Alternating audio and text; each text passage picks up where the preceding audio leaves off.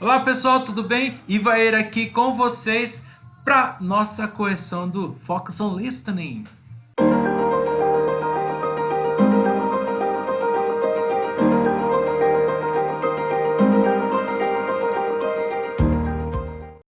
Aqui no primeiro exercício, então, a gente tinha que marcar os slogans com os possíveis candidatos. E aí, no primeiro já vem falando, com a idade vem a experiência. Então, é um candidato um pouco mais velho, é um candidato que tem experiência, no candidate. Na B, running the count takes a lady, quer dizer, a candidatura para o país tem que ter um toque feminino. Então, uma candidata feminina aqui, ó, tá? Letra B.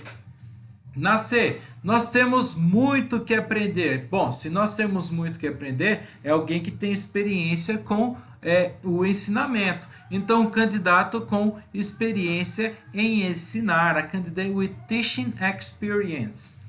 Na letra D, working to protect you, quer dizer, trabalhar para proteger você. Então é alguém aí que está da área de segurança. A candidate with military experience, o candidato com experiência militar. E na E, the breath of fresh air you've been waiting for, quer dizer, respirar o ar fresco que você tem tanto esperado, que está esperando por algum tempo. Então, é a pessoa que trabalha, é uma pessoa mais jovem, né? Ela tem essa visão aí do meio ambiente, a young candidate, um candidato jovem. Então, a sequência ficou E, A, D, B, C. Eu passei aqui para vocês o Sam e a Fran conversando sobre possíveis candidatos.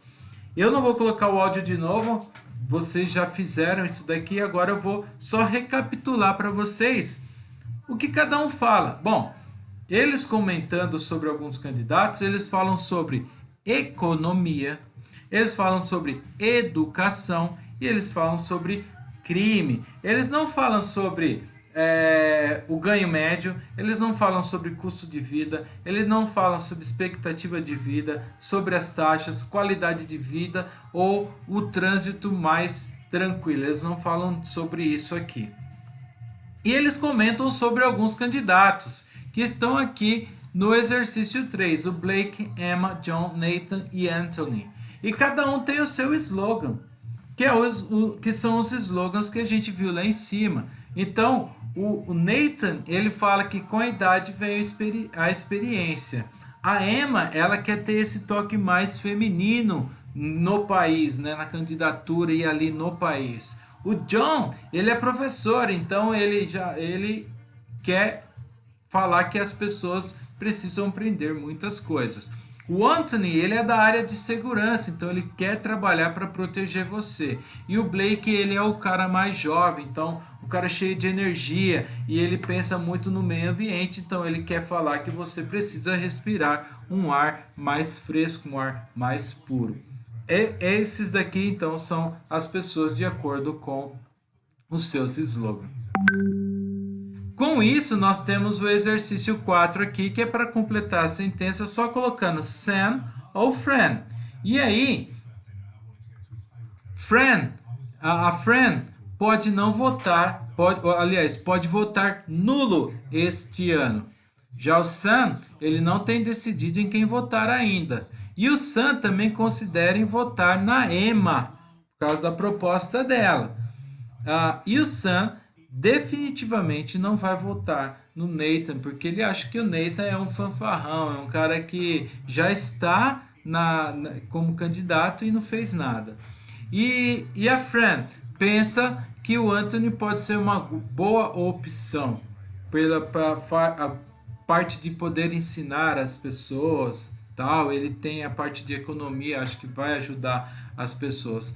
Já o Sam está infeliz com o governo atual, que inclusive o Nathan faz parte dele, por isso que ele fala que não vai votar no Nathan. Então, um apanhado geral aí do áudio são essas informações aqui. O exercício 5, ele fala assim, ó, que palavra melhor descreve o tipo de eleitores que o Sam e a Fran são?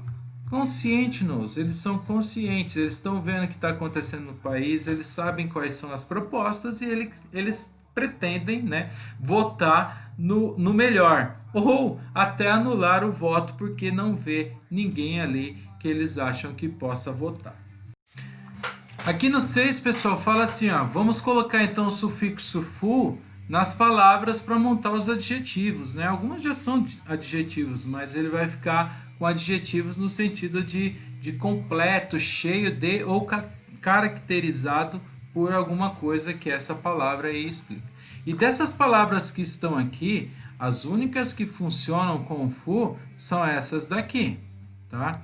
Então, respectful, respeitoso, harmful, prejudicial, forgetful, esquecido, perdão, painful, doloroso, beautiful, bonito, lindo, thankful, agradecido, useful, útil e doubtful, duvidoso. São essas daqui, aqui cabe aí. Outras não tem como, tá?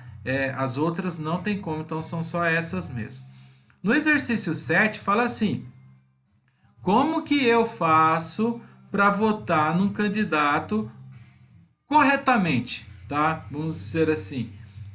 Para você ter certeza que está fazendo uma boa escolha, primeiro você pode assistir a debate, assistir aos debates, make search. Deixa eu colocar o A aqui. A search about some candidates. E eu vou colocar aqui um etc. que vai muito além disso, tá? Para você ter certeza que está fazendo uma boa escolha. Então, assistir aos debates, fazer uma pesquisa sobre alguns candidatos, etc. E aqui embaixo, se você fosse um candidato, qual seria o seu slogan? Vou colocar o meu aqui, que é bem chique, por sinal, tá? E vocês vão gostar. E aí tá aqui, ó. Great powers bring great responsibilities. Quer dizer, grandes poderes trazem grandes responsabilidades. Com isso eu quero mostrar que mesmo eu estando lá em cima no poder, eu sou uma pessoa séria, eu tenho muita responsabilidade e vou ajudar muita gente se eu chegar ao poder, se eu chegar, por exemplo, à presidência do país, tá? Não fui criativo nisso aqui não, isso aqui é uma música de super-herói aí que eu conheço e é claro, eu achei muito interessante, por isso eu trouxe aqui, mas eu sei que você é bem criativo e fez uma muito melhor aí. Seguindo então aqui, a gente chega no to, either, so e neither. E aí, quais são as palavras que a gente utiliza em sentenças afirmativas quando é verdadeiro para mim algo que outra pessoa disse? O to e o so. E quais palavras são usadas para dizer numa sentença negativa que é verdadeiro para mim o que uma outra pessoa disse? O neither e o either, tá? Então, to e so para sentenças afirmativas, o either e o neither para sentenças negativas. E o que acontece? Quais são as palavras, ou a ordem das palavras, melhor dizendo, quando você utiliza o so ou neither? O que acontece? Bom, você usa o so e o neither no início da frase, depois você vem com o verbo, que aí a gente usa o auxiliary, que é o auxiliar, ou o modal, que é o modal, mais o sujeito. Então tem a inversão ali, tá? Do verbo auxiliar ou modal com o sujeito. É assim que funciona. Nós podemos usar o neither com uma palavra negativa? Não. It can't. O neither não pode utilizar uma palavra negativa, porque ele já é negativo, eu falei isso. Então, no, it can't. O neither não pode ser usado com palavras negativas. Com isso, a gente chega no exercício. Vamos lá. I'm not an anarchist. E aí eu preciso usar o she com o neither. Então vai ficar neither is she. Por que que é isso? Porque eu tenho que fazer o verbo be de acordo com o sujeito que é she. E por que que eu sei que é o verbo be? Porque ele está aqui, ó. Lembra? Quando eu não sei o verbo auxiliar, se ela estiver na forma negativa, é muito mais fácil de eu encontrar. Porém, o verbo be como auxiliar, ele já vem na sentença. Quem não vem é o do, é o did, todas as sentenças afirmativas usando do, does e did no passado, você não vai encontrar ele aí, tá? E aí a gente precisa colocar ela na forma negativa. Na B, you lied during your campaign for presidency. Você mentiu durante a campanha para presidente. E é para usar o you e o so. Lembra, o so vem no início. Então, so did you. Você também. E aí, o did no passado, porque ó, tá aqui no passado. Na C, they don't like discussing politics. Eles não gostam de discutir sobre políticas. E é para usar o we e o neither. Neither é no início da frase, então neither do we. Por que que é o do? Olha, a frase já é negativa, eu sei que o auxiliar está aqui, do. E qual que é o sujeito que eu tenho que utilizar? O we. Eles não gostam de discutir e nós também não. Olha essa, she doesn't keep her promise. Ela não manteve a promessa dela. Então, o he com o neither. E aí eu vou colocar o neither no início, neither does he. O does já está aqui, ó, já sei porque a frase é negativa. Ele também não. Aí, he has been a politician for over 20 years. Ele tem sido político por mais de 20 anos. E é para usar o I e o so. So have I. Ah, professor, mas por que que é o have? Porque aqui nós estamos falando de present perfect. E o verbo has, ele é o verbo auxiliar para present perfect. E como aqui eu tenho o I, aí eu vou usar o have como verbo auxiliar. Muito bem. A F, she didn't see the election debate on TV last night. Ela não viu o debate da eleição na TV na noite passada. We neither. Então, neither did we. Nós também não. E aí eu sei que é o did porque já está aqui na forma negativa, então ficou muito fácil fazer. Agora, o exercício 3 fala assim, qual opção poderia ser usada como resposta para a seguinte frase?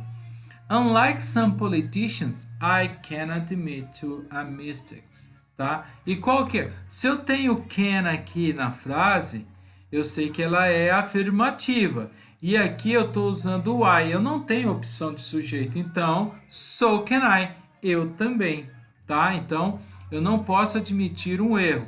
Eu também.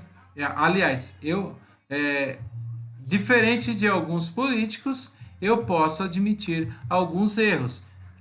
Tem político que não admite, então é isso que ele está falando. Então, eu também posso. So can I. E lembrando que o so no início da frase eu faço a inversão do modal, que é o can com o sujeito. 4. Cheque a sentença que pode ter gerado o so, did, she como resposta. Então, é a primeira. Peter used to be a Democrat. O Peter costumava ser democrata. E aí, tá usando o used aqui no passado. Lembra, eu falei que quando eu tenho o passado na forma do passado simples, o did ele não aparece. É a mesma coisa do do e do does. Quando que eu vou encontrar o did? Se eu fizer a forma negativa. Peter didn't use to be a... E aí eu uso o use to be a Democrat.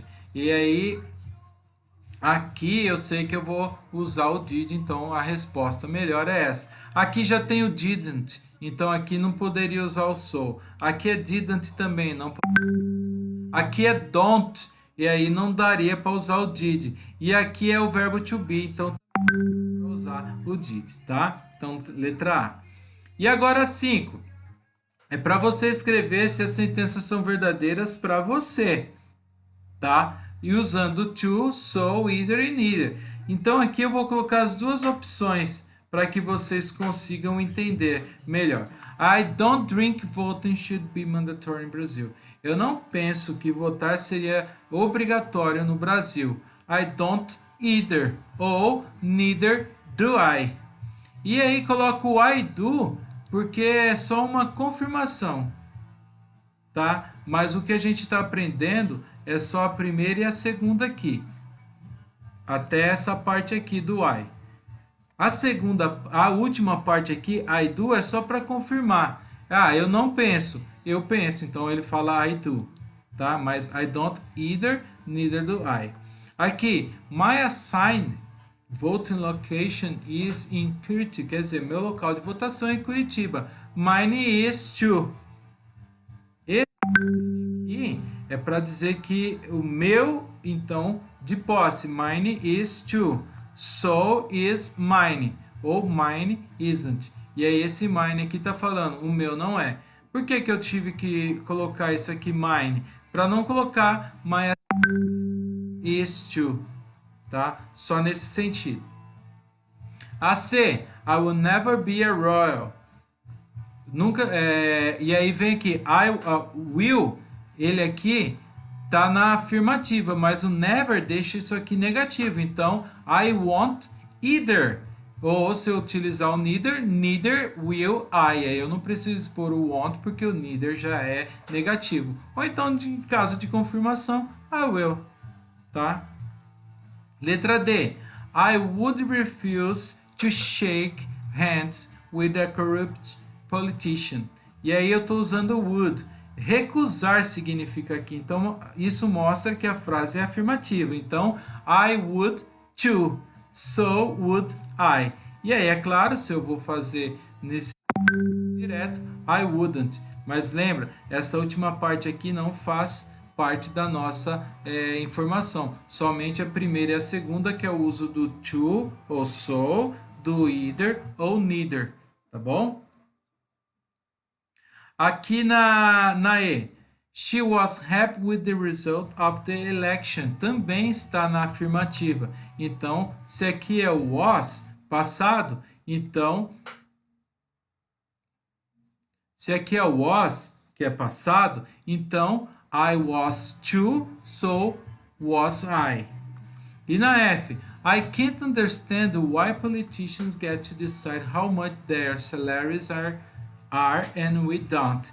E aí, ó, aqui é can't, então I can't either ou neither can I, ou I can't na forma direta.